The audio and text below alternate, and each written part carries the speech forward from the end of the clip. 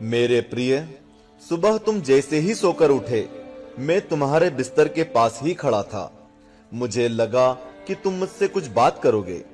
तुम कल या पिछले हफ्ते हुई किसी बात या घटना के लिए मुझे धन्यवाद कहोगे, लेकिन तुम फटाफट चाय पीकर तैयार होने चले गए और मेरी तरफ देखा भी नहीं। फिर मैंने सोचा कि तुम नहा के मुझे याद करोगे, पर तुम इस उधेड़बुन में लग गए कि तुम्हें आज कौन से कपड़े पहनने हैं। फिर जब तुम जल्दी से नाश्ता कर रहे थे और अपने ऑफिस के कागज इकट्ठे करने के लिए घर में इधर से उधर दौड़ रहे थे, तो भी मुझे लगा कि शायद अब तुम्हें मेरा ध्यान आएगा, लेकिन ऐसा नहीं हुआ।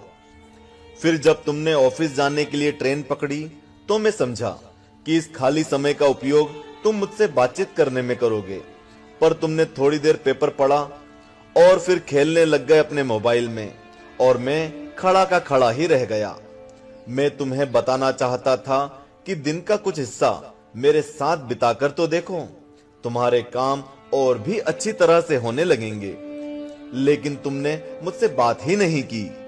एक मौका ऐसा भी आया जब तुम बिल्कुल खाली थे और कुर्सी पर पूरे 15 मिनट यूं ही बैठे रहे, लेकिन तब भी तुम्हें मेरा ध्यान नहीं आया। दोपहर के खाने के वक्त जब तुम इधर उधर देख रहे थे, तो भी मुझे लगा कि खाना खाने से पहले तुम एक पल के लिए मेरे बारे में सोचोगे, लेकिन ऐसा नहीं हुआ। दिन का अब भी काफी समय बचा था। मुझे लगा कि शायद इस बचे समय में हमारी बात हो जाएगी, लेकिन घर पहुंचने के बाद तुम रोजमर्रा के कामों में व्यस्त हो गए। जब वे काम निपट गए तो तुमने टीवी खोल लिया और घंटों टीवी देखते रहे। देर रात थककर तुम बिस्तर पर आ लेटे। तुमने अपने पत्नी और बच्चों को शुभ रात्रि कहा और चुपचाप चादर ओढ़कर सो गए।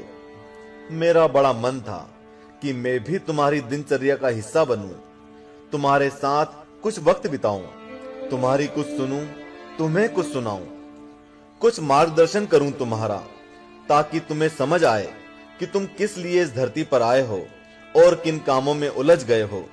लेकिन तुम्हें समय ही नहीं मिला और मैं मन मार कर ही रह गया। मैं तुमसे बहुत प्रेम करता हूं। हर रोज मैं इस बात का इंतजार करता हूं कि तुम मेरा ध्यान करोगे और अपनी छोटी छोटी खुशियों के लिए मेरा धन्यवाद करोगे। पर तुम तब ही आते हो जब तुम्हें कुछ चाहिए होता है। तुम जल्दी में आते हो और अपनी मांगे मेरे आगे रखकर चले जाते हो। और मजे की बात तो यह है कि इस प्रक्रिया में भी तुम मेरी तरफ देखते नहीं। तुम्हारा ध्यान उस समय भी लोगों की तरफ ही लगा रहता है और मैं इंतजार करता ही रह जाता हूं।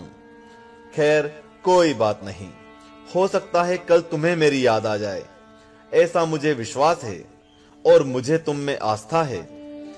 आखिरकार मेरा दूसरा नाम आस्था और विश्वास ही तो है।